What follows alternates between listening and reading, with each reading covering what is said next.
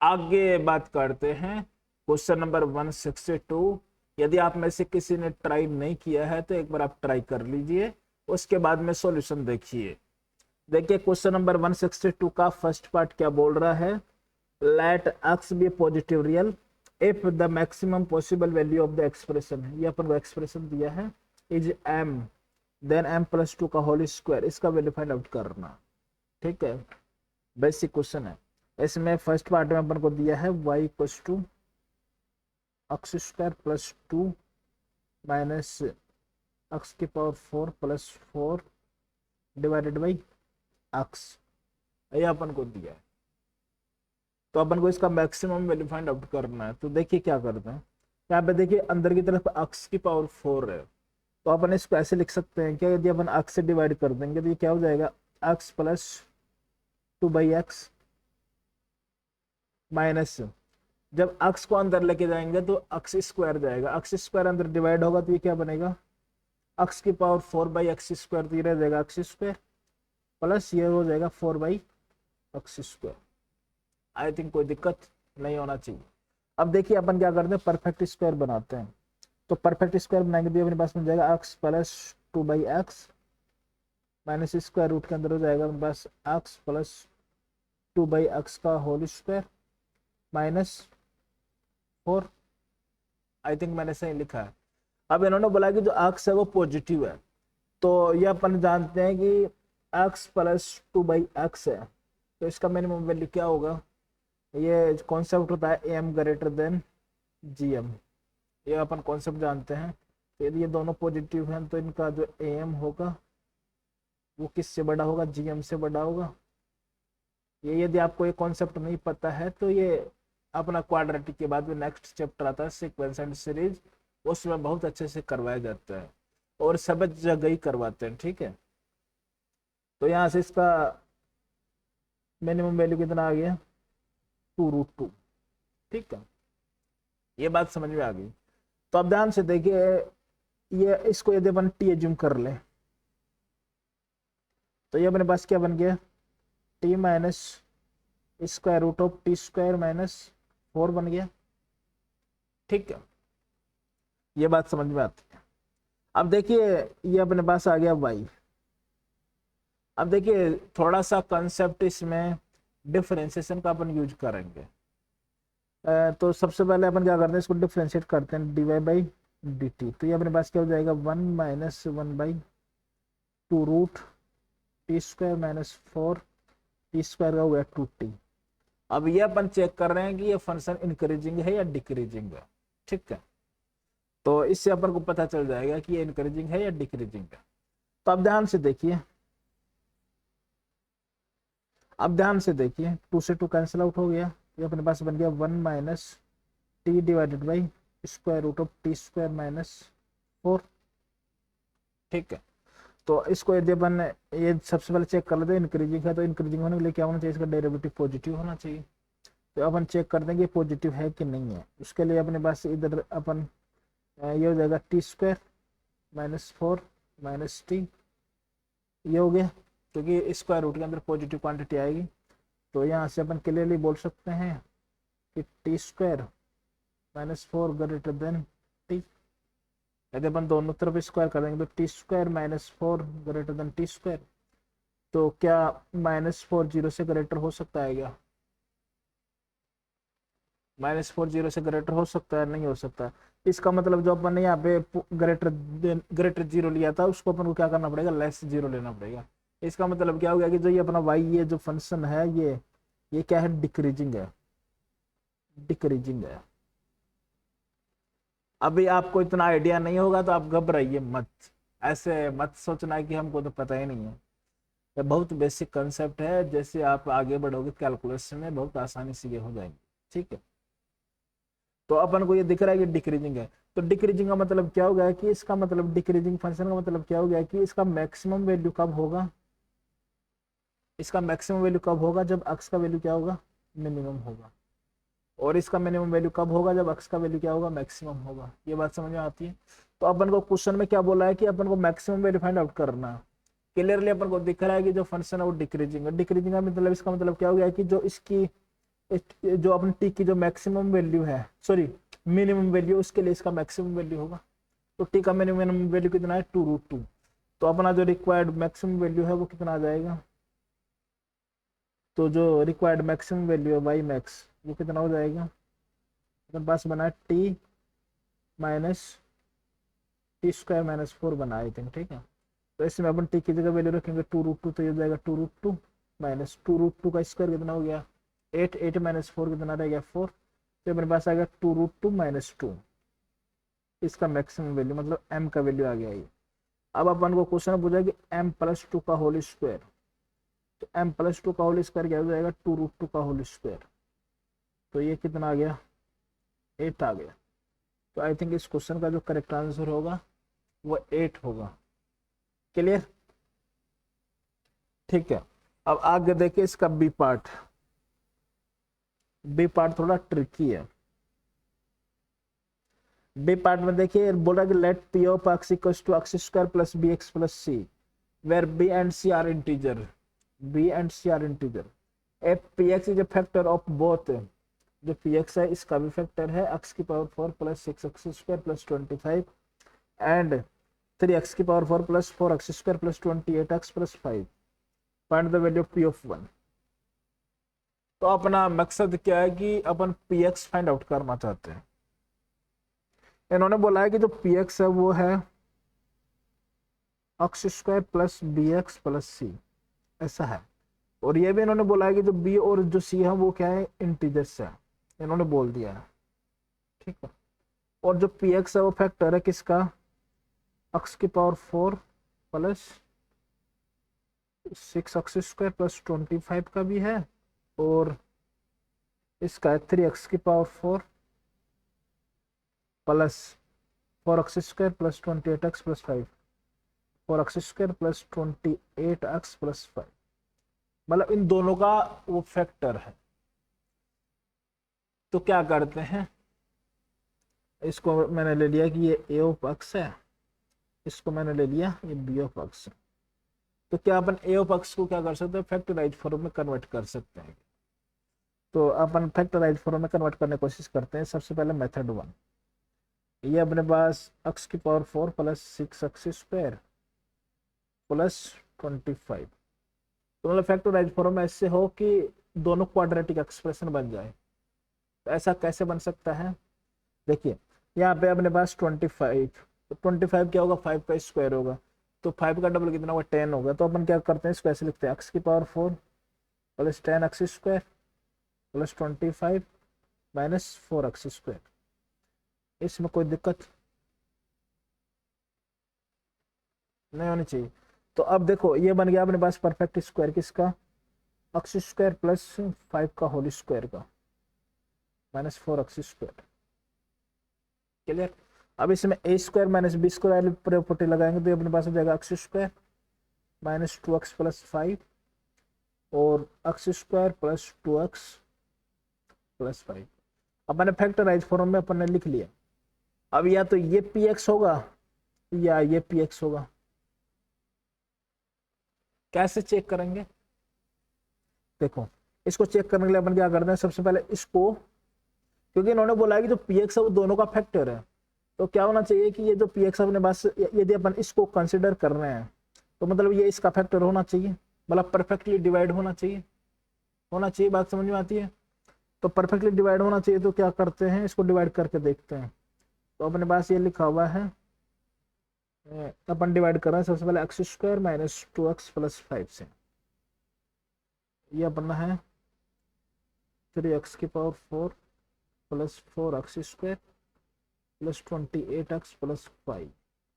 सबसे पहले मैंने मल्टीप्लाई कर लिया इसको 3x² से, तो ये अपने पास बन गया 3x⁴, ये बना अपने पास -6x³ + 15 टाइम्स x²। तो इसको अपन सब्ट्रैक्ट करेंगे तो ये निपट गया, ये प्लस हो गया, तो माइनस, तो ये अपने पास हो गया 6x³ - 11x² + 28x + 5। अब मैं क्या कर रहा हूँ इसको 6x से मल्टीप्लाई कर लिया, तो ये हो जाएगा 6x³, ये हो गया मेरे पास 12x² प्लस ये हो गया मेरे पास 30x + ये आगे नहीं आएगा। तो ये अपने पास हो गया माइनस प्लस माइनस, तो ये निपट गया। ये अपने पास क्या रह गया, एक्स स्क्वायर रह गया। यहाँ पे कितना रह गया, माइनस 2x रह गया प्लस 5। तो अपन को यहाँ पे कितना करना पड़ेगा, +1। तो ये आ गया x square minus 2x plus 5। तो ये निपट गया, ठीक है। तो मतलब बेसिकली अपन क्या कर रहे हैं, जब इसको अपन इससे डिवाइड कर रहे हैं इसमें, तो ये परफेक्टली डिवाइड हो रहा है। मतलब ये किसके इक्विवेलेंट हो गया, x square minus 2x plus 5 times 3x square plus 6x plus 1। Clear, बात समझ में आ गई। तो क्लियरली दिख रहा है कि जो अपना px होगा वो होगा x square minus 2x plus 5, ये होगा, ठीक है। तो अपन को पी ऑफ 1 का वैल्यू अपन से पूछा था, तो पी ऑफ 1 कितना हो जाएगा, 1 माइनस 2 प्लस 5, तो कितना हो गया 4। तो आई थिंक इस क्वेश्चन का जो करेक्ट आंसर होना चाहिए वो 4 होना चाहिए। अब आप सोच रहे होंगे कि सर आपने x square plus 2x plus 5 से डिवाइड क्यों नहीं किया। ठीक है, आप डिवाइड कर लीजिए, वहां पे वो परफेक्टली डिवाइड नहीं होगा। देखिए अपन कर देते हैं, उसमें क्या है, x square plus 2x plus 5 से मैंने डिवाइड किया इसको, 3x की power 4 plus 4x square plus 28x plus 5, ठीक है। तो मैं इसको डिवाइड कर रहा हूँ किससे, इससे। तो अपन क्या करते हैं, इसको 3x स्क्वायर से मल्टीप्लाई कर दिया, बन जाएगा 3x की पावर 4, ये बन जाएगा 6x क्यूब प्लस ये बन जाएगा 15x स्क्वायर। सब्ट्रैक्ट किया तो ये अपने पास रह गया minus 6x cube minus 11x square plus 28x plus 5। मैंने इसको मल्टीप्लाई कर लिया 6x से, तो बन गया minus 6x cube minus 12x square minus 30x। तो ये प्लस हो गया, ये प्लस हो गया, ये प्लस हो गया, तो ये निपट गया। ये अपने पास रह गया एक्स स्क्वायर, ये रह गया अपने पास 58x प्लस 5। तो मैंने इसको 1 से मल्टीप्लाई कर दिया, बन जाएगा x square plus 2x plus 5 minus minus minus, ये निपट गया, ये निपट गया। अपने पास रह गया 56x। तो मतलब रिमाइंडर अपने पास 56x आ रहा है, मतलब परफेक्टली डिवाइड नहीं हो रहा है। इसका मतलब क्या होगा कि x square plus 2x plus 5 क्या होगा, इस जो अपना ये बाई क्वाड्रेटिक है इसका फैक्टर नहीं है। तो क्लियरली अपन को दिख गया कि जो px होगा वो ये होगा। ये बात समझ में आ गई, और इससे अपने पास वैल्यू आ गया 4। ये तो अपना हो गया मेथड 1। अब मेथड 2 देखिए, इन्होंने बोला है कि px क्या है, दोनों जो बाई क्वाड्रेटिक एक्सप्रेशन है उनका फैक्टर, ये इन्होंने बोला। तो जैसे अपना ax है, ये है x की पावर 4, ax अपन ने एज्यूम किया x की power 4 plus 6x square plus 25 को, और bx अपन ने एज्यूम किया था किसको, 3 टाइम्स x की power 4 plus 4x square plus 28x plus 5, 4x square plus 28x plus 5 इन्होंने बोला। और जो px है इन दोनों का कॉमन फैक्टर है, दोनों के लिए फैक्टर है, ठीक है। अब आप सोचिए, जैसे यदि px ax में भी डिवाइड हो रहा है और bx में भी डिवाइड हो रहा है, तो इनका कोई भी लीनियर कॉम्बिनेशन होगा तो वो भी px उसका भी फैक्टर होगा। ये बात समझ में आती है कि नहीं आती है, थोड़ा सा लॉजिक है। लेकिन देखिए, अपने पास कोई नंबर है 10 और अपने पास कोई नंबर है जैसे 6, ठीक। इस ये भी 2 का फैक्टर है, ये भी 2 का फैक्टर है। इसके अंदर ये भी 2 से डिवाइड हो रहा है, 2 से डिवाइड होने के बाद में 5 आ रहा है, ये डिवाइड होने के बाद में 3 आ रहा है। ये बात समझ में आ गई। अब मैंने कहा लीनियर कॉम्बिनेशन बनाओ, जैसे 6 10 प्लस इसको मैं 3 टाइम्स 6 लिख दूं,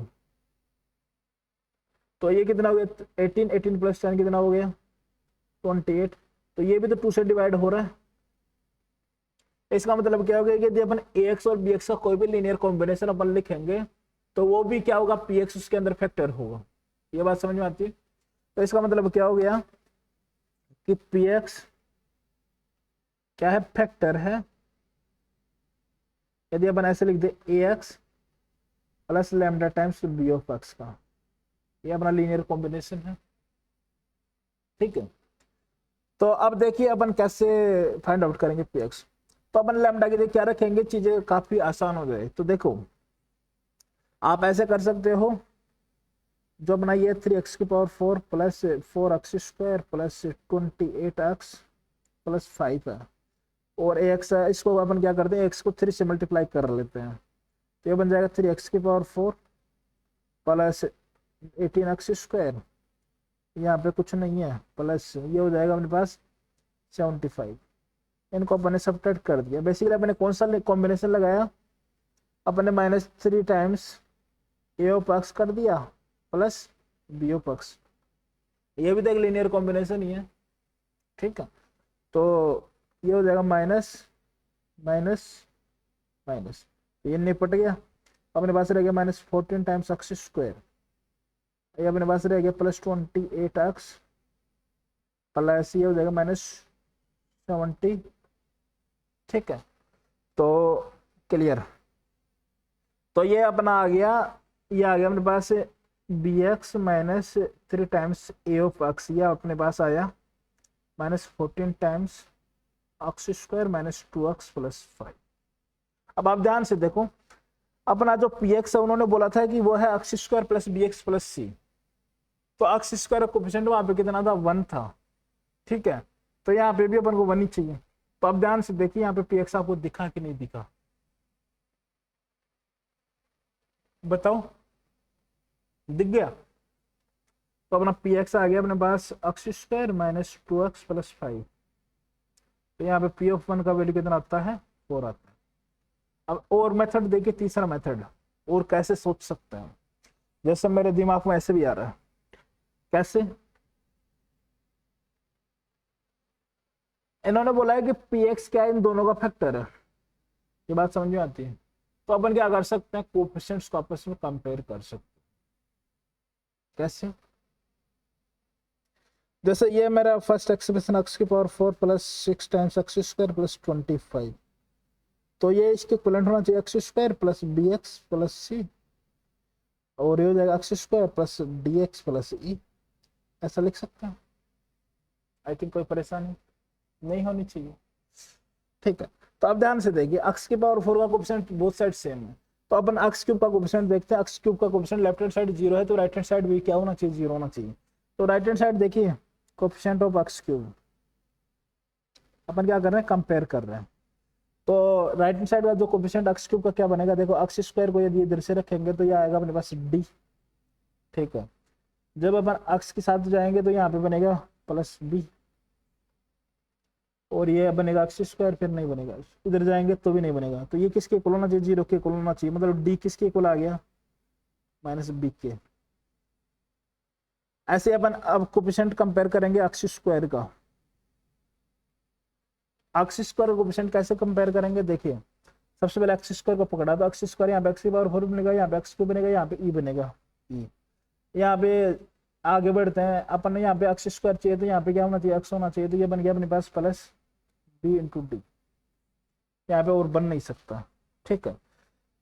अब आगे बढ़ते हैं c की तरफ, तो c जब x² से मल्टीप्लाई होगा तो ये हो जाएगा c, ये किसके इक्वल होना चाहिए, 6 के इक्वल होना चाहिए, ठीक है। ये अपने पास बन गई इक्वेशन 2, ये इक्वेशन 1। ऐसे अपन कोएफिशिएंट ऑफ x कंपेयर करेंगे, तो कोएफिशिएंट ऑफ x कंपेयर करेंगे तो यहाँ से शुरुआत करते हैं, नहीं बन सकता, यहाँ से करते हैं तो अपने पास क्या हो जाएगा, x का यहाँ से नहीं बनेगा, यहाँ से भी नहीं बनेगा, यहाँ से बनेगा, तो वो हो जाएगा b टाइम्स e। फिर आगे बढ़ते हैं, आगे बढ़ते हैं, bx से x² का काम हो गया, b अब x का भी काम हो गया। अब कांस्टेंट की तरफ चलते हैं, तो c यहाँ पे नहीं बनेगा, यहाँ पे बनेगा, वो हो जाएगा cd, ये किसके इक्वल होना चाहिए, 0 के इक्वल। तो मतलब क्या हो गया कि b डॉट e किसके इक्वल आ गया, -cd के। Question number 3। ऐसे coefficient of constant term upon compare करेंगे, ठीक है। कांस्टेंट टर्म क्या बनेगा, c इंटू e, ये किसके इक्वल होना चाहिए, 25 के इक्वल। इक्वेशन नंबर 4, आई बात समझ में। तो अपने पास देखिए इक्वेशन कितनी बन गई, 1 2 3 4, अपने पास नंबर ऑफ अननोन्स कितने हैं, 4। तो यहाँ से अपन कंपेयर करेंगे तो बी सी डी ई का वैल्यू आएंगे, तो बेसिकली वो फैक्टराइज फॉर्म में आ गया। क्लियर। ऐसे सिमिलरली आप सेकंड जो एक्सप्रेशन है उसके लिए भी कर सकते हो, और वहां से जो भी दोनों के लिए कॉमन हो वो अपने पास पी एक्स हो जाएगा। बात समझ में आई? ऐसे अपन सोच सकते हैं। आप चाहो तो मैं इसको कंप्लीट कर सकता हूँ, लेकिन आपको पता है कि फालतू टाइम खराब होगा। कॉन्सेप्ट यही है, ठीक है, कॉन्सेप्ट समझना बहुत जरूरी है, ठीक है, ठीक है। अब इसका और भी मेथड हो सकता है। कैसे? Method number 4। ऐसे क्लिक नहीं कर रहा है तो और बताता हूँ, ऐसे भी मेरे दिमाग में क्लिक कर रहा है। कैसे? ये अपने पास बाई क्वाड्रेटिक है, x की पावर 4 6x स्क्वायर प्लस 25। इसको अपन फैक्टराइज फॉर्म में कैसे लिख सकते हैं? देखिए, मैंने एज्यूम कर लिया कि जो x स्क्वायर को मैंने एज्यूम कर लिया कि t है, तो ये अपने पास बन गया टी स्क्वायर प्लस 60 प्लस 25। इसको अपन सीधा यूज करके इसके रूट्स निकाल सकते हैं। -6 बी स्क्वायर माइनस 4ac तो 36 -4, आई थिंक सही लिख रहा हूँ क्या, 4ac B square minus 4ac 100 divided by 2। तो ये क्या हो गया अपने पास? -3 प्लस माइनस, ये अंदर बना अपने पास 100 माइनस 36 64 64 का रूट हो गया 8, 8 को 2 से डिवाइड कर दिया तो कितना आ गया 4। तो यहाँ पे आ गया अपने पास 4 आयोटा, ठीक है। अब देखिए अपन इसको किसके ये किसके इक्वल था? एक्स स्क्वायर के इक्वल था। तो जो अपना एक्स होगा वो एक कॉम्प्लेक्स कॉन्जुगेट होगा या कॉम्प्लेक्स नंबर होगा, उसको मैंने ले लिया a प्लस आयोटा बी ले लिया। तो मैं इसका स्क्वायर करेंगे तो ये क्या हो जाएगा? एक्स स्क्वायर किसके इक्वल हो जाएगा? A square minus B square plus 2ab times iota, ये इसके इक्वल होना चाहिए -3 प्लस -4 आयोटा के। तो प्लस वाला केस लेंगे सबसे पहले, तो प्लस वाला केस लेंगे तो अपने पास बन गया A square minus B square equal to -3, और ये बन गया 2ab इक्व टू 4। तो यहाँ से ए और बी का वैल्यू अपन आसानी से फाइंड आउट कर सकते हैं। तो ए और बी का वैल्यू भी मैं फाइंड आउट कर देता हूँ जिससे कि आपको भरोसा हो। कैसे? मैं बी की जगह रख दिया 2/a, कोई दिक्कत? तो मैं यहाँ पे बी की जगह 2/a रखूंगा तो ये बन जाएगा A square minus 4/a square equal to -3। तो यहाँ से ये बन गया अपने पास, क्या बन गया? ये बन गया a की power 4 minus 4 equal to 3 times -3 times a square. तो राइट से लेफ्ट में आ गया तो a की power 4 plus 3 times a square minus 4 equal to 0। तो यहाँ से फर्दर अपन a स्क्वायर का वैल्यू फाइंड आउट कर सकते हैं। वो क्या आ जाएगा अपने पास? आ जाएगा -3 प्लस माइनस, आई थिंक कुछ मिस्टेक किया है, अपन प्लस वाला केस ले रहे हैं, ठीक है। ये -3 के इक्वल होना चाहिए, यहाँ से a और b का वैल्यू आएगा, ठीक है, ठीक है। तो अपन यहाँ पे लिखेंगे -b plus -9 plus 16 divided by 2। तो ये अपने पास क्या हो गया? -3 प्लस माइनस ये हो गया 25, 25 का रूट 5 डिवाइडेड बाई 2। तो अपने पास यहाँ से क्या हो गया? जब प्लस वाला केस लेंगे तो ये हो गया अपने पास 2 डिवाइडेड बाई 2, तो 1 आ गया। तो एक का वैल्यू क्या आ रहा है? +-1 आ रहा है, ठीक है। अब माइनस वाला केस लेंगे तो माइनस वाला केस से वैल्यू नहीं आ सकता, क्योंकि ए स्क्वायर कभी भी नेगेटिव नहीं आ सकता, ठीक है, क्योंकि ए और बी तो क्या है? रियल नंबर्स है। तो यहाँ से एक कॉम्प्लेक्स नंबर अपने पास क्या आ गया? एक आ गया। बी का वैल्यू क्या हो जाएगा?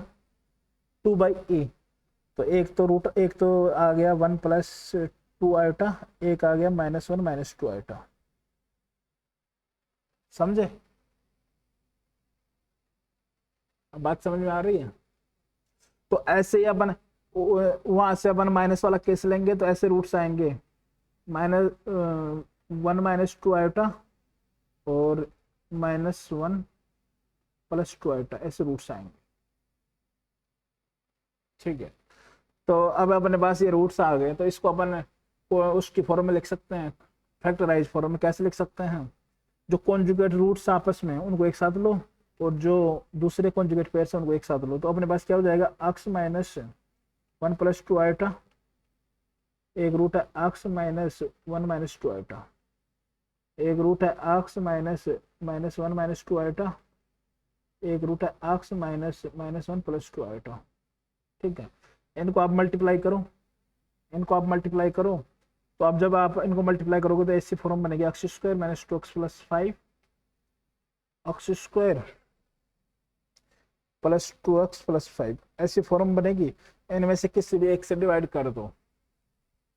तो आपको जो भी मेथड आपसे क्लिक करे आपको उसी से आप अप्रोच करिए। ऐसा जरूरी नहीं है कि आप इसी स्पेसिफिक से करिए, जो भी आपके माइंड में क्लिक करता है उसी से आप ट्राई करिए।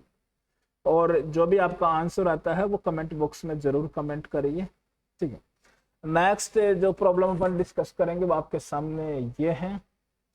इसमें बोल रहा है कि if X square plus A minus B times X plus 1 minus A minus B equals to 0 where a comma b belongs to a real number, then least integral value of a for which the equation has unequal real roots for all values of b। बहुत basic question है, ठीक है। ये class notes में भी कई बार teachers करवाते हैं। इन्होंने क्या बोला है कि ए बी क्या है, रियल नंबर है, ये बोल दिया है। और बोला कि then least integral value of A का लीस्ट इंटीग्रल वैल्यू अपन को बताना है कि वो क्या होगा, ठीक है। इंटीजर वैल्यू बताना है। For the equation has unequal real roots, मतलब इन्होंने बोल दिया कि जो रूट्स हैं वो अनइक्वल हैं और रियल हैं। तो इसका मतलब क्या होगा, डिस्क्रिमिनेंट डी ग्रेटर देन 0 होना चाहिए, ठीक है। अब डी ग्रेटर देन 0 करने के बाद अपने पास ए और बी में कुछ एक्सप्रेशन बनेगा। तो इन्होंने बोला है कि for all values of B, मतलब बी की प्रत्येक वैल्यू के लिए क्या होना चाहिए, अनइक्वल रियल रूट्स होने चाहिए। तो ये कब हो सकता है, जब एक्सप्रेशन का वैल्यू अपने ग्रेटर देन 0 किया है। ये कब आ सकता है, जब अपने पास क्या हो, ऐसी सिचुएशन बने। अब वो आगे आप सिंपलीफाई करोगे उसके बाद में आप करना, ठीक है। मेरे को नहीं पता, लेकिन मैं आपको अप्रोच बता रहा हूँ। तो ये होने के लिए क्या होना चाहिए, इसका डी क्या होना चाहिए, लेस देन 0 होना चाहिए।